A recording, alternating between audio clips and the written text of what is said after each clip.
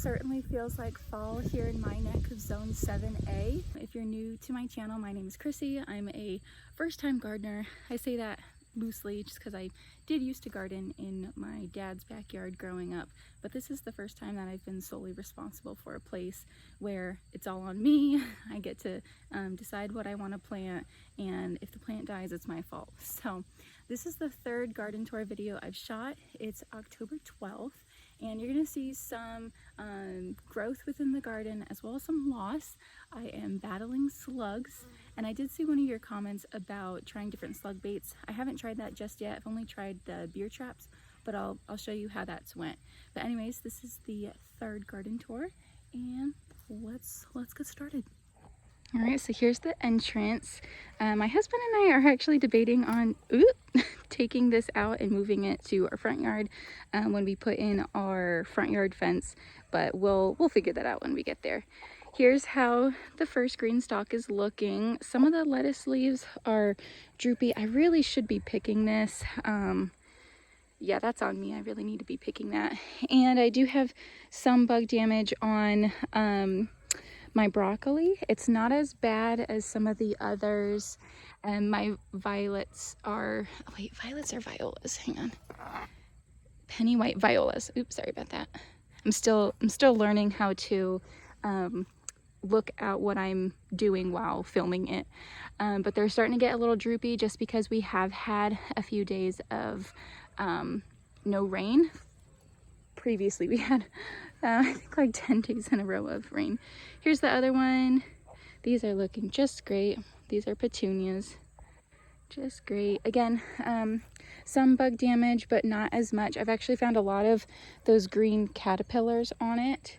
And I've been feeding them. We have a bearded dragon. I've been feeding them over. Again, some more droopy lettuce. This is the state of the peach tree. Just a few leaves, so we'll see what happens next spring if it starts to grow. I'm hopeful because these haven't fallen off yet, so I am hopeful. And here's the state of the other one. It's taller, but it has fewer leaves. Again, I'm kind of hopeful that it will grow, but we'll see. All right. So we'll go around same way like before. Again, all the beds are dry. I haven't watered any of them. I've kind of been letting it dry out just a little bit because we did have so many days of rain. I decided to plant some sweet peas, so that's what you see growing up here. I had this idea that it would go across the whole fence and maybe drown out some of the visibility, but hasn't done that just yet. I think I was a bit optimistic. And I planted some cucumbers as well, and that's how they're doing. By the way, I planted all of these after I shot the last video, so I want to say that was September either 22nd or 24th, and they've grown that much. But you can see some bug damage already. The butterfly bush is officially dormant, or just, you know, is not setting any more flowers, and it's gone into the dry stage. And then this dill is flowering as well, so I might have some volunteer dill next year, which I need to put in some recipes because I don't cook with it, but it would be good too since it's growing. I do have some carrots. A lot of them were eaten by the slugs. Like you can kind of tell down here, they're missing a lot of leaves. I had to pull some too, just because the slugs had gotten to them. So I'll tell you about that in just a second. I actually forgot. I did plant, none of the lettuce really grew. I actually don't know if this is lettuce. I think this is dandelion because of the spikes, which you can eat dandelion, but that's not what I grew here, so it doesn't count. But it didn't grow. I think I left it too dry for too long. Like you can see some of the little sprouts, but like it should be much bigger by now. So I decided instead to make this a garlic bed, and in this bed I've planted soft neck. I do forget the variety. I just got it at a local store, so some kind of a soft neck variety. And then again, here's the carrots. Now I did try, I'll show you real quick. I did try just a beer trap. I think this was like a cat food thing or tuna thing, and we put some beer in it, and I did catch some, but honestly what worked a lot more was just at night when my husband and I were doing a fire, I'd come into the garden with a pair of shears, or not shears, but the smaller, whatever those are called, and I'd shine my flashlight over the plants, and the slugs seemed to come out most at night, and I would just cut them in half and leave them in the bed so that way they can decompose in the bed and add nutrients. But yeah, that seemed to work the best, is just cutting them, because I've seen a lot less damage from that. And the beer traps caught like one slug each. It did attract some of them, but they might have caught more if I didn't also cut them that same night, because I did put out both. I put out the slug trap, and then I also went and I cut them. So maybe it would have caught more if I didn't kill what was around. But I definitely think that works the best if you're able to go out at night and do that. I probably killed like 100 of them. I'm not even joking. They were all over, and I was so mad. I'll show you some more of the damage in a second, but actually right now. So continuing, here's our carrots. Look at that. Like, this is supposed to be kale, which you're supposed to eat the leaves, and I can't eat the leaves because they're so pest ridden. But you know what? It's their world too. I feed these to my bearded dragon. I'm gonna come back for that.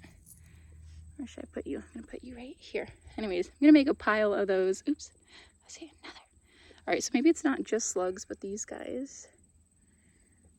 She really likes them, and I have looked them up, and it is okay to feed them to her. And she's eaten them several times and hasn't gotten sick. But you can see on my mums too, they are flowering again. So that's the hope, is that like, even though the flowers dry out and the leaves keep getting eaten, there's new buds all the time and new flowers. So that is hopeful. But like, again, you can just see that damage from, this was definitely slugs. This wasn't the caterpillar thing. So I was really mad. I don't really have much going on here, just weeds. More pest damage. More pest damage. Look how bad this mum is. It almost just looks like a winterized shrub, like just a twiggy shrub. But the hope, look at all those buds coming in, and look at some of the flowers. So there is hope. It's just, it's sad when like you put in effort and things die, but all good things come with a struggle. Again, here's some more pest damage. There are some salvageable leaves, but anyways, more pest damage. And then I planted some radishes. I don't really eat them, but they grow so quick, and I wanted that quintessential fall garden, and I figured radishes were good. I'm not quite sure when things are going to freeze out over here, so I like that the hailstone and the scarlet varieties, which I planted here. You can see the white is the hailstone, the red is the scarlet. These grow in like 20 something days, so those were kind of like a surefire, yeah, it'll grow. Here's my dahlias. I don't believe I have to prep them at all this winter. I know in colder climates, again, I'm in zone 7A. I know in colder climates you do have to take the tubers out of the ground and winterize them in a bucket in your garage or somewhere like that, even your house, just so that way they don't die. But I think in zone 7A, from what I read, I can just leave them in the ground and they should grow again next year. So that's what I'm gonna do. I'm gonna try it. These were, I think, $10 at Home Depot, so I am willing to risk that amount just to see if they will grow back. Here's some more radish. This is the wasabi, and it's gotten really big. This one has a maturity date of 60 days, so that one, I probably could pull that one, but I don't have any plans to eat it. This is a hailstone one. That actually looks really, okay, we're gonna pull it together. This is kind of cool. Okay, ready? Beep. Oh my gosh. The last one that I pulled was so small because I didn't let it grow enough.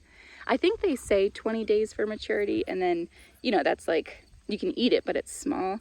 This one I left in a lot longer, and that looks so good. Okay, that helps my heart. Let's pull the radish or the wasabi too, just because this one's been in the ground forever. Wow. Okay. I did a quick pickle with these, by the way. My husband and I tried these plain. He didn't enjoy them. I thought it was fine. But then I pickled it and he really liked that. I think I just put them in white vinegar and left them in there for about 10 minutes. And it was really nice. We ate it along with our burgers. So that was like a nice acid to cut. Oh, you know what? I think this is, oh my gosh, look at that. Okay, we're pulling this one too. I'm gonna make something with it. No way. Oh my gosh. Okay, we're gonna plant more of these and I'm just gonna add them to my diet somehow because that is satisfying. Look at that. Look at that. Wow.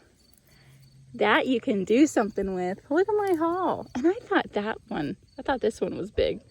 Oh my gosh. That is so cool. Okay, these two are hailstones. This one is the wasabi.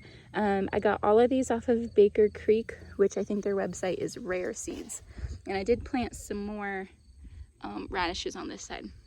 Wow, that's so cool. All right, just weeds. And then the grape, which I am going to plant eventually, but it's gonna be planted outside the gate. So once we move the gate, which I'll talk about later, I'll plant it. But for now, it's gotta survive. Nothing new with the greenhouse.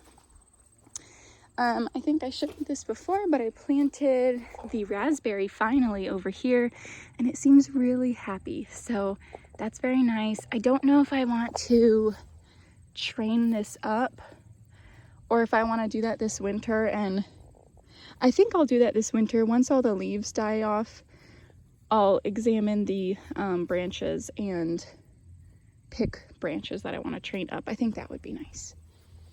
But yeah, okay, I'm gonna leave those there for now. This is the native thyme, and it's growing. It was growing, now it's dead, but again, all of those are gonna drop, and then I'll have even more. And the bees love this. I think I told you guys when I first got that one that I went to the store and I was in the native section for plants, and I tried to choose an inexpensive one, but also the one that had a lot of bees on it, and it was that. So that's my tip to you. If you want to try going for native plants, just hang out there for a second and see what all the bees are gravitating towards.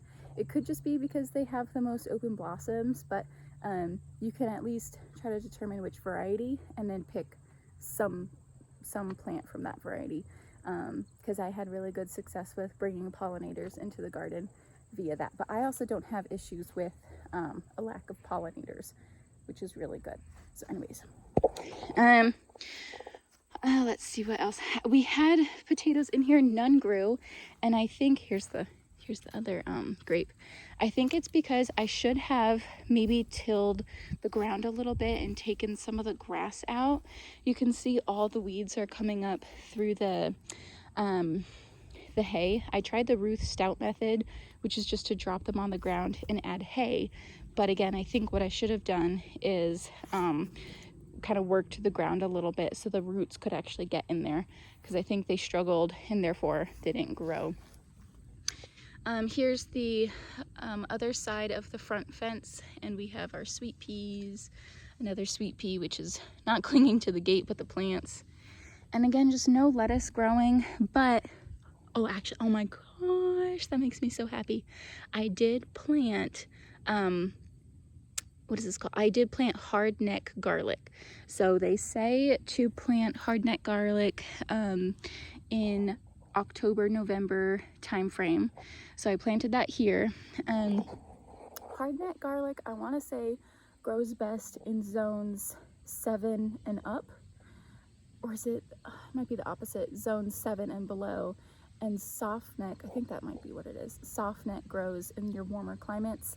So because I'm 7A, I wanted to try out which one would do best in my area. And one side of the front fence is hardneck and the other side is softneck.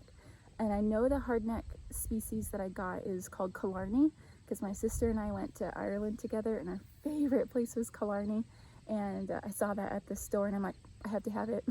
I don't know what it tastes like, but I have to have that variety.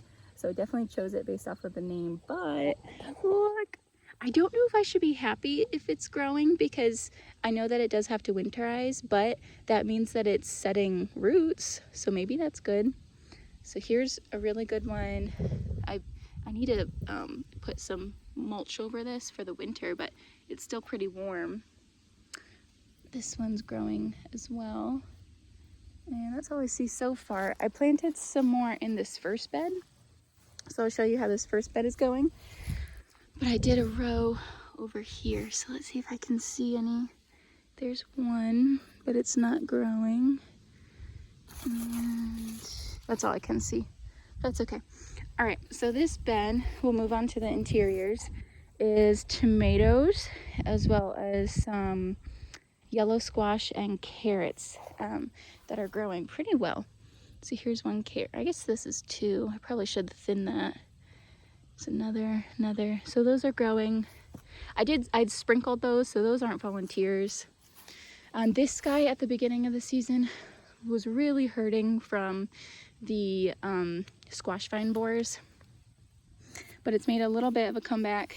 And if you notice those, female flowers, again, you know it's a female because it has this ovary, and that ovary eventually turns into the fruit. So male flowers are like, oops, sorry, I'm still learning the camera. Male flowers just have the stem, but female flowers have that ovary, so it's a bit thicker, and again, it becomes the fruit. And I've seen this on squash, pumpkins, melons as well, so that whole family. Here's another one. I don't think these are going to grow into big fruits. I think they're just going to grow a little bit and then die. I'll show you my butternut in a bit. Here's how the cabbages are looking. This one's awful. But yeah, cabbage, another cabbage. Trying to see if I see any of those bugs on there that I could grab.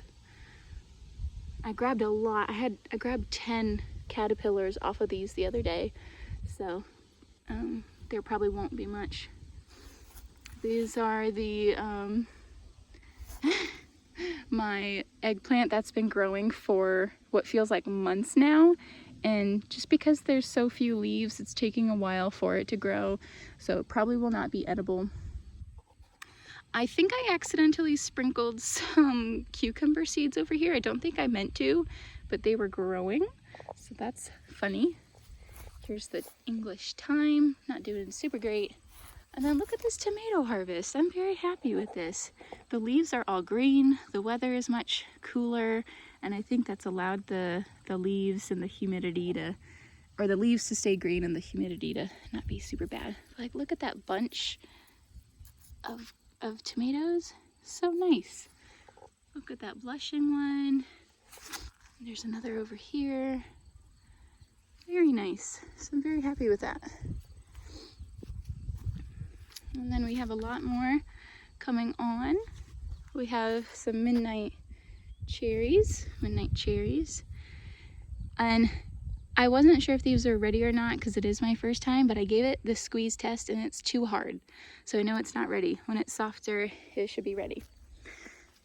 This is how the sweet peas are going. So I wanted to plant, see, something's been eating.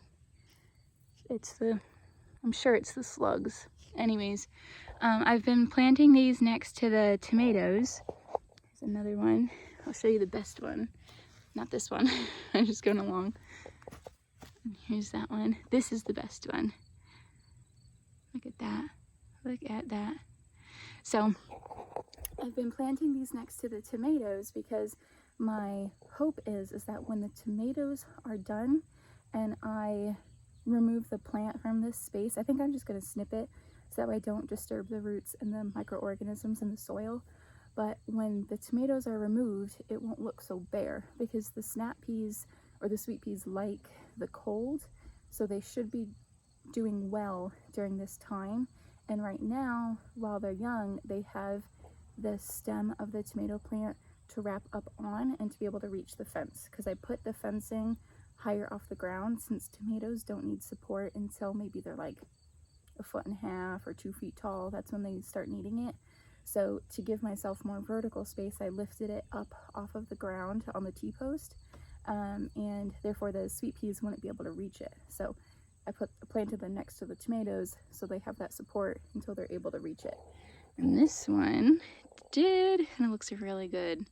So very happy with that. So the slugs and the caterpillars are making me sad, but that's making me happy. Sage hasn't grown. Pest damage. Oh, look at that. Actually, there is a caterpillar in there. I don't know if that's poisonous, but we're just gonna blip. I get very wary with caterpillars because in 4th grade I did a project about the postman caterpillar, and that is poisonous. And then our family dog ate a caterpillar and his face swelled up. So, oh, look at those. You're going to the dragon. One. Oops, did it fall? It did. Anyways, these ones are fine though. I know that. You just gotta do your research. And don't let fear stop you from doing something. Again, just look it up. See if you can. Okay. 4. There's 5 on this one plant. Okay, where did they go? Okay. Any other? Oh my gosh, 6. Yeah, not okay. 6. Any others? I don't see any others. Someone's gonna say something in the comments being like, I saw it. I don't know. Okay, let's put them with the others. Okay, anyways, this is the overview of this left front bed. Corn isn't really doing much. Here's the borage, what I think is borage. Here is a mixture of the broccoli plus a squash plant that I keep forgetting the name. Zucchiano something. I'll put its name in the video. Again, corn. Now the corn is very soft. This one, the tassel's dried up, and that usually means that it's ready to go, but it's very soft. So I don't think I'm getting a corn harvest, and I probably should just take these out of the ground. But I'm just gonna leave them a little longer. My pride and joy for this video are my cosmos. I told you guys last time that I had these in my wedding bouquet, and I have this dream of having a part of the garden that's just my wedding flowers. Ooh, there's a bug right next to my ear. Okay, we're good. Anyways, oh nope. Ugh. Okay, it's still around me. It's fine. But so anyways, I'm really happy about that. Hopefully they go to seed, and I'll see some volunteers next year. But yeah, in the last video we didn't have any. We just had a bunch of blooms, and we still have a lot of blooms. Look how beautiful. Very, very beautiful. Love it. These are just the white cosmos. All right. I have one squash plant here. And then look at this squash plant. It starts right here and it goes all the way over. Very happy with that. I don't see any bad signs of powdery mildew. This one, maybe, but this is the only leaf that's yucky. So it seems like it's doing pretty well so far, because that was my concern, was what squash species would be able to survive since I battle, oops, here's another one, since I battle squash vine bugs, squash vine borers, and powdery mildew in zone 7A. We have a watermelon, and I'm not expecting it to do anything, although I did see a female ovary flower. Yeah, saw a female ovary, so this is going to turn into a watermelon, but I honestly doubt it's going to get to that point in October. Here is the back garden. So all the flowers have pretty much died off of this one, but there are still some really nice cone flowers on this. These are going to bloom soon. That's at the end of its bloom, and very pretty. I can see the red from my windows. Love it. I like to keep these guys because the finches like to sit on them and eat, and it's really cute, so I leave those on there, and then that naturally scatters the seeds as well. These are looking really nice, and then these are the cabbages or not cabbage, Brussels sprouts. Some pests have really gotten to them. But something kind of cool is, I don't think I planted these, but some marigolds have popped up. So is this my first volunteer? I guess so, which is kind of cool. And then I took out the pumpkins and I tried to do some of these, but again, some of the sweet peas, but again, the bugs have really been getting to them. Oh, that's kind of cool. There's a few growing right there. But yeah, bugs have been getting to them, so I've just kept replanting and replanting, and they keep eating them while they're small. This side isn't as bad, and I think why is because there's other plants that maybe will trap it, or that will you know, distract it, or that kind of hides it as well. So this one's doing a lot better.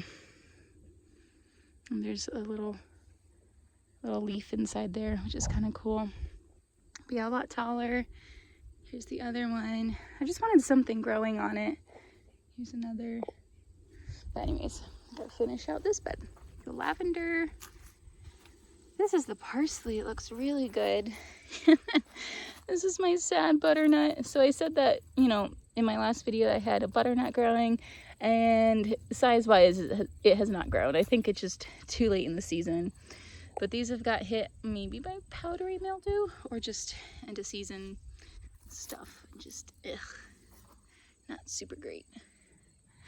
But yeah, that's the end of this bed. And then here's the final bed. Look how nice these are. Again, I got these from Walmart and I just let them grow, and when I need it I pluck some off. These are really nice to add as a garnish on top, and it's, I think, one of the easiest things to grow is the green onions. So I think it was like $1 or $2 at Walmart. And use what you can, and whatever you don't want, just plant in the ground. I could probably do another jalapeno harvest because these are getting really big, and we're gonna have some nights in the low 30s, so I should probably pick those soon. I finally canned some peppers, and I'm learning a lot. I'm not super comfortable with canning yet, but I'm just trying. I think there's a lot that can go wrong, and so that's what kind of scares me about it. I don't know what these are. They look like pepperoncinis, but I don't know. I'm really not sure. But yeah, anyways, these are banana peppers. I did can some. I'm still nervous with it just because, like, if you can it wrong, you can poison your family, and I don't know. So I'm trying to can small batches because, I mean, I don't have a big garden, so it's not like I could do big batches anyways, and then use what I have quickly, so that way if something is wrong, maybe the seal is broke or whatnot, at least, ooh, there's a nice poblano down there. At least, you know, we used it quickly. And there's less chance for something to go bad. This is the marigold that I planted from my apartment balcony, and or grew from seed in my apartment balcony. It looks really good, and some of these are drying, so I'm gonna save the seeds. But isn't it neat how some of the leaves have started to turn purple? And I'm wondering if that's maybe a reaction to the weather cooling down. I gotta look that up, because the rest of the leaves are more green, and in this spot they're starting to turn purple. So kind of cool. So pretty. Like, look at that. I just love it. These are a really good plant for so I'm so out of breath today.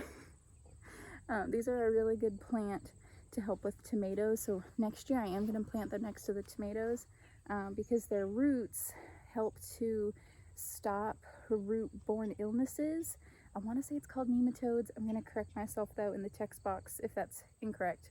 But yeah, they're really good at helping to block some of those parasitic root type insects, which, or not insects, bacteria and things, which tomatoes can suffer from. So it's nice to plant throughout the garden, and they keep mosquitoes at bay, and they just smell really good. My favorite thing growing up, and with my mom, because she'd plant these next to the driveway, I would just pull them, and it's so satisfying, and then I would just sprinkle them. So we'll definitely see a lot of volunteers next year because I do that a lot. I just pull it and they all come out and then I just sprinkle. It's fun. Anyways. All right, so those are the 4 beds, and I want to show you the colors of the Bootstrap Farmer thing real quick. Okay, I brought you inside the greenhouse. It's pretty hot. Oh, it's 105 degrees. Ah, it's fine. I do have the window open, so it's been a little bit better, but it's not enough to obviously like cool the whole thing down. But these are the colors. Some of the cups fell out, so hang on. Let me show you them all. So these are the colors. This is from Whispering Willows collection for Bootstrap Farmer. I haven't used them yet. Obviously, they're all still in the stacks, but just wanted to show you the color if you guys haven't seen that yet. Roots and Refuge, Jessica, she has a bunch of different colors, and I really liked it because I lose labels a lot. So what I was thinking was I could try to color coordinate the types of seeds with the cups. Hang on.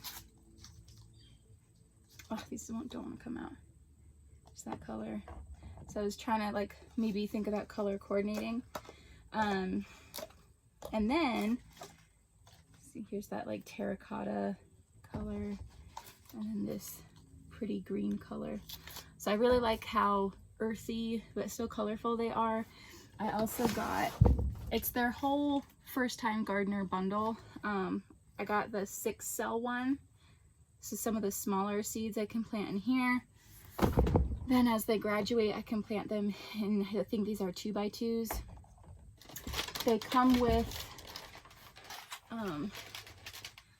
with these trays, so you can pop all the seeds in here, or all the boxes in here, and there's enough so that way, because I have 4 stacks of the 1, 2, 3, yeah, I have 4 stacks of these, so there's, I want to say 1 tray for every color, so that's kind of nice.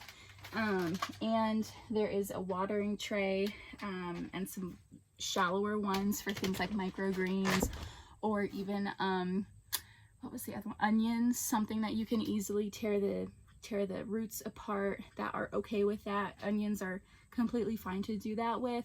Something like a squash that doesn't like its roots tussled would not do well with that. But anyways, so I got their first time gardener bundle. It also came with these lids, like mini greenhouse lids, so I plan on using that for my seeds that need to be started in December. That is something I did not know, was that some seeds need to be started in December. I think your onions are okay to start in December, January. I think some flowers like delphinium. I have a whole list because I want to organize. I want to be organized, and I want to plan ahead so that way I can get things in the garden quickly on schedule and they can grow. So I'm planning on doing that next year, and I found a lot of things needed to be planted out like 16 weeks before the last frost date, which ends up being January to even potentially December for things that need more than 16 weeks. So kind of crazy. Anyways, I want to also show you the plans for the future garden. Okay, so here's the garden now. I think it's 29 by 40 feet, something like that. And if you notice the logs, this is where we're going to extend it out. So we want this to be our front yard fence. Actually, this back one, we want that to be our backyard front yard fence. And then we want this to all be the front of the garden. We're actually debating on, since we are going to fence in our backyard, if we even need a fence around the garden, because we're planning on making it bunny proof and deer proof, but not quite sure. So right now we're trying to prep for having a fence around it just in case, but it might come out. But yeah, that's going to be the front, and that's going to be the side. And I'm going to move these blueberries. They're not doing well anyways, I don't think. A lot of the leaves have been stripped by deer because it's not fenced in. And they were a lot more red, but that maybe it's a temperature thing. I'm not quite sure. I have to do some more research with it, but we're gonna move this, and I'm gonna put a 19-foot long bed by, I think I'm gonna change the size of the beds from 4 feet to 3 feet because it's easier for me to plant something smaller because I can't quite reach the middle. So a 19-foot long by 3-foot wide bed. So that basically is gonna come out to, I think here, from where this current board is. And I want this bed to be all tomatoes. So it's gonna start with that corner of this bed, but you know, over here. So there's the row is gonna stay, the walking row is gonna stay where it is, but it's gonna start at the same height as this bed and end at this bed. So it's 19 feet because it's a 3-foot space, 8-foot beds each, and go 3 foot out. So that'll give us our tomato bed. And then I'm able to fit, hang on, let me back up. I'm able to fit two more beds. I think one is going to be flush with this tree and another I can fit over here. And then I'm not exactly sure. I want to do zinnias within this space. I'm not exactly sure what happens, but I want the fig tree to be part of the garden because the deer really like that. And then I didn't show you guys this. I planted a lot of bulbs. So let's see. Ooh, someone dropped something. I had a iris plant, and my husband had to mow around it, so he asked if I could take that one up and move it. And when I did, I saw a whole bunch of mini irises that I could tear apart and plant. So these are growing. So this is gonna grow at the garden. I have another one right here. I tried to leave this open to the air because I heard that you're supposed to do that. You're not supposed to make that super wet. And then at the front, I did buy this one. This is going to be a double blooming blue, so it'll bloom in spring and fall. And then the rest, let's see if I can find the next one. Oh, this is gonna hurt. Okay, here's a little one. These are the ones from my yard already that were single bloom purple. So I'm gonna have a nice mixture of that. I think there's one more. I feel like it's over here. Is it? Ah, yes. This little dude. So yeah, the front will have zinnias mixed with irises, and that'll be really pretty. So as we come to a close, and not only the video, but also the fall winter 2024 season, not winter, fall and 2024 season, I think the next chores that I'm going to do are plant cover crops and just remove anything that's starting to die, so that way I can plant more of those cover crops and just get it winter ready, and then the beds will be that much more healthy come spring. I do also have a pile of wood mulch, so I'm going to mulch the areas, maybe add some hay and things like that, and just keep looking for those bugs and try to keep the bug pressure under control. But at this point, I'm not really going to plant anything else. My dad did say to plant chamomile, so maybe I might try that because it should be a cold hardy plant. But that should be the only thing. I'm not getting any more brassicas because they're being eaten up, and I'm not going to waste any more money. I'm just going to try to salvage what I have and learn from it. But yeah, so that's the garden tour. That's third week, or not August, October 12th, 2024 in Zone 7A. I hope you guys enjoyed this video, and if you liked it, give it a thumbs up, and feel free to follow along because there will be more videos, more learning, more growth, more success, more failures, but hopefully more success than failures. Anyways, see you guys later.